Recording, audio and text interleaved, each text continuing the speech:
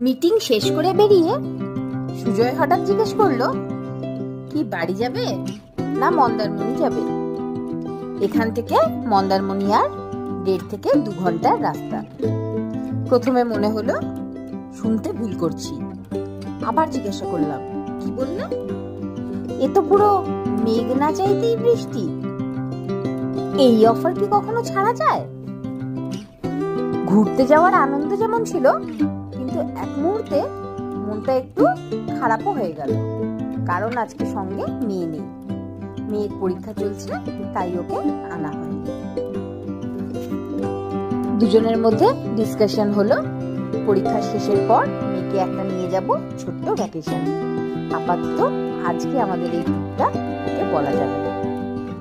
ওআইভিভো থেকে তাড়াতাড়ি বুক করে নিলাম আজকে resort, Lloyd beach resort Mandarmani. পৌঁছে গেছি রিসোর্টে, বেজে গেছে 3টে, এখনো লাঞ্চ হয়নি। তাড়াতাড়ি সুজয়কে বললাম আগে চেকিং এর প্রসিডিওর কমপ্লিট করব, প্রচন্ড জোর খিদে পেয়েছে। বুদ্ধি করে লাঞ্চটা আমি রাস্তায় আসতে আসতেই অর্ডার দিয়ে রেখেছিলাম রিসোর্টের রেস্টুরেন্টে, তাই গিয়েই হয়তো রেডিমেড পেয়ে যাব লাঞ্চ।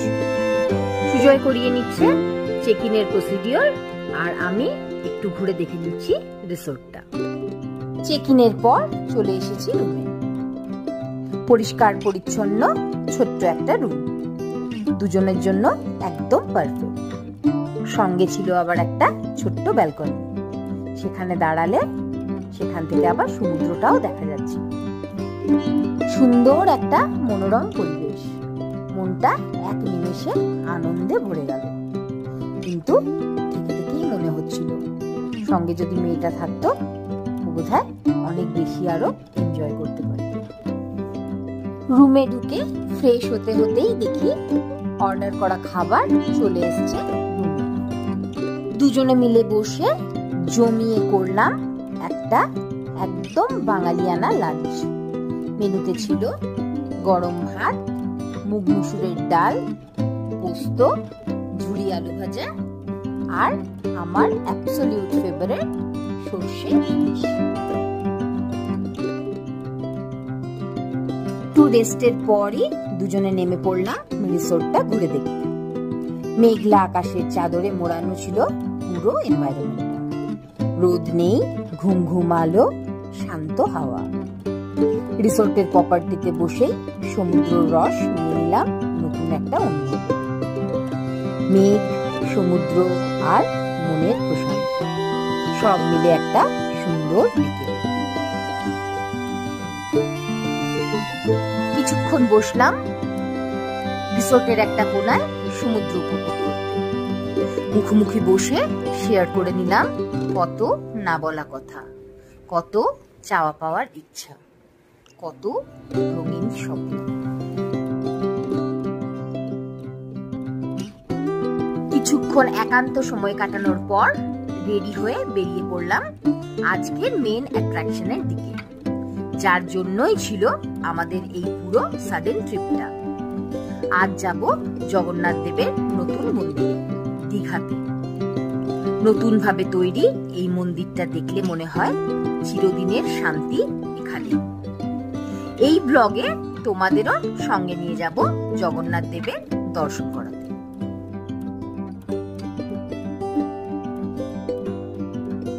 এখন চলছে রথযাত্রা। আজ রথযাত্রার 6th ডে। আমরা এসেছি বাবা জগন্নাথ দেবের দর্শন। দীঘা সুন্দরী সেজে উঠেছে নতুন রঙে, নতুন আলো। চেনা দীঘার রূপ যেন বদলে গেছে। চলছে একটা উৎসবের উত্তেজনা। পুরো দীঘার রাস্তা সাজানো হয়েছে রঙিন আলো। রথযাত্রার জন্যই রূপ পেয়েছে নতুন করে শহরটা। সুব্যবস্থাপনা ছিল চোখে পড়ার মতো।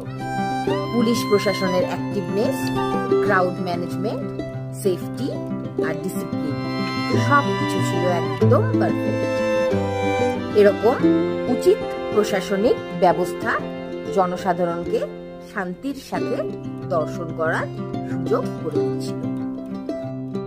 পুরো দীঘা শহর যেন আলোর মালায় সেজে ওঠে। শোভাযাত্রায় অংশ নেয় হাজার হাজার ভক্ত। রঙিন পোশাক, ঢাকঢোলের বাজনা, পটচিত্রের আবরণে সাজানো রথ, সব মিলিয়ে দীঘার রথযাত্রা হয়ে ওঠে এক চাক্ষুষ অভিজ্ঞতা। প্রতি বছর যেমন জগন্নাথ দেবের রথযাত্রা আমাদের মনে আনে ভক্তি, উচ্ছ্বাস আর চিরন্তন শ্রীচৈতন্য ভাব, তেমনি দীঘার রথযাত্রা যোগ করে এক ভিন্ন মাত্রা। সাগর, আলো আর সংস্কৃতির মেলবন্ধন। সন্ধ্যায় রথের আলোয় যখন দীঘার সমুদ্রতট ঝলমল করে ওঠে, মনে হয় যেন ঈশ্বর স্বয়ং এসেছেন মানুষের কাছে। পুণ্য স্নান, ভোগ বিতরণ আর সাংস্কৃতিক অনুষ্ঠান এই উৎসবকে আরো প্রাণবন্ত করে তোলে। এটা শুধু একটা ধর্মীয় উৎসব নয়, বরং এক সামাজিক মিলন ক্ষেত্র, যেখানে স্থানীয় মানুষ আর পর্যটক মিলেমিশে তৈরি করছে এক অপরূপ স্মৃতি। পৌঁছে গেছি বহু অপেক্ষিত নতুন জগন্নাথ দেবের মন্দিরে। চলে গেলাম গাড়ি রাখতে পার্কিং। রাস্তার ধারে একটা মাঠে বিশাল পার্কিং প্লট, হাজার হাজার গাড়ি দাঁড়িয়ে আছে। আমরাও গাড়ি রেখে দিলাম। গাড়ি রেখে খালি পায়ে রওনা হলাম বাবার দর্শনে। এখানে তোমাদের বলে রাখি, তোমরা যারা নিজেদের গাড়ি নিয়ে আসবে তাদের জন্য 6 নম্বর গেটের সামনে একটা বিশাল মাঠে পার্কিং প্লটের ব্যবস্থা করা হয়েছে। জগন্নাথ দেবের মন্দিরের মেন এন্ট্রেন্স থেকে লেফট সাইডে নিতে হবে, যেখানে এই পার্কিং প্লটটা। লাইনে দাঁড়িয়ে সিকিউরিটি চেকিং করিয়ে ঢুকে পড়লাম মন্দিরের ভেতরে।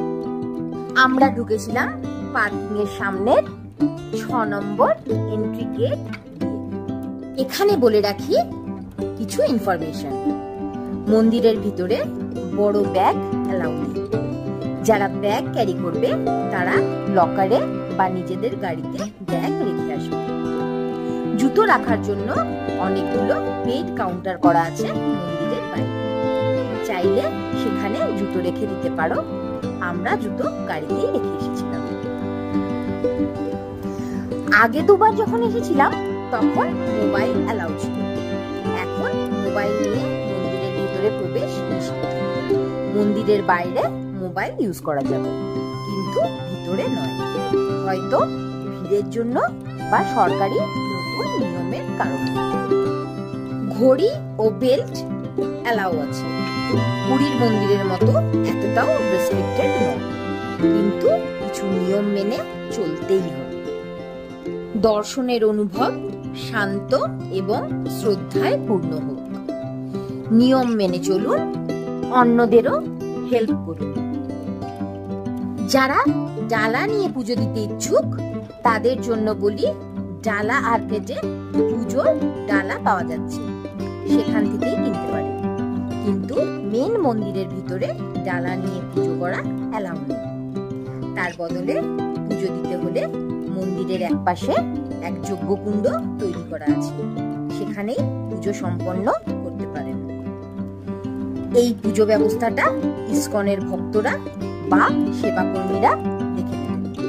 পুরো মন্দিরের দায়িত্বে আছেন ইসকনের ভক্তরা, তাই ভয় বা অসুবিধার কোনো প্রশ্ন নেই। শ্রদ্ধা ও নিয়ম মেনে পুজো করুন। ভক্তদের জন্য পুরো পরিবেশটা অনেক শান্তি। এখানে বলি আমার একটা মনের কথা। জগন্নাথ দেবের দর্শনের সুযোগ আমাদেরকে সরকার থেকে দেওয়া হয়েছে। এটা মেনটেন করার দায়িত্ব আমাদের প্রত্যেকের। দেখা যাচ্ছে অনেকে যেখানে সেখানে প্লাস্টিক বোতল, খাবারের প্যাকেট, পলিথিন ফেলে দিচ্ছেন। এটা একদম উচিত নয়। মনে রাখবেন, যারা এই মন্দিরের সেবায় যুক্ত ভক্তরা তারাও কিন্তু আমাদের মতোই মানুষ। ওদের উপর এক্সট্রা প্রেশার না দিয়ে আমরা নিজেরাই রেসপন্সিবল ভক্ত হয়ে উঠুন। মন্দিরের চারিপাশে অনেক ডাস্টবিন আছে, সেগুলোকে ইউজ করুন। শুদ্ধ পরিবেশে ভগবানকে দর্শন করুন, এটাই তো সত্যি ভক্তির পরিচয়। রাতের অন্ধকারে নতুন মন্দিরটা আলোয় ঝলমল করছে। অনেক কনস্ট্রাকশন এবং লাইটিং এর কাজ এখনো বাকি আছে, কিন্তু যেটা চোখে দেখলাম সেটা কোনো অংশেই কম নয়। বিশাল এরিয়া জুড়ে তৈরি হয়েছে এই মন্দির। মোট 8টা মেইন এন্ট্রান্স গেট থাকছে এখানে।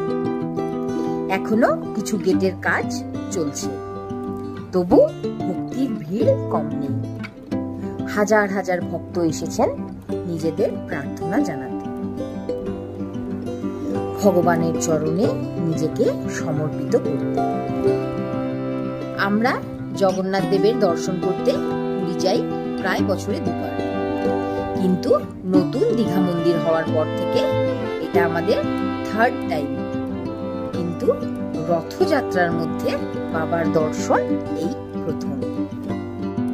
আজকের এই অনুভব আধ্যাত্মিক একটা স্পর্শ দিল মনের ভিতরে। মনে হচ্ছে স্বয়ং জগন্নাথ দেব আমাদের চারিপাশেই আছেন, ওনাকে অনুভব করছি আমাদের পাশে। আজকে এই প্রথম রথযাত্রাতে বাবার দর্শন, আমার মধ্যে যে অনুভবটা চলছে তা আমি ভাষায় প্রকাশ করে উঠতে পারছি না। চলো তোমাদেরও ঘুরে দেখাই মন্দিরের প্রতিটি কোণা, আর তোমাদেরকেও সুযোগ করে দিই রথের মধ্যে বাবা জগন্নাথ দেবের দর্শনের।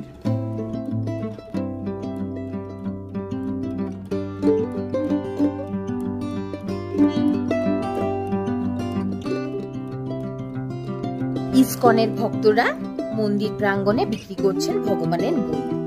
চাইলে আপনারাও পুজোর পরে বা দর্শনের মাঝে এগুলো থেকে কিছু কিনে নিতে পারেন। এই বইগুলো ভক্তির পথকে আরো স্পষ্ট করতে সাহায্য করে।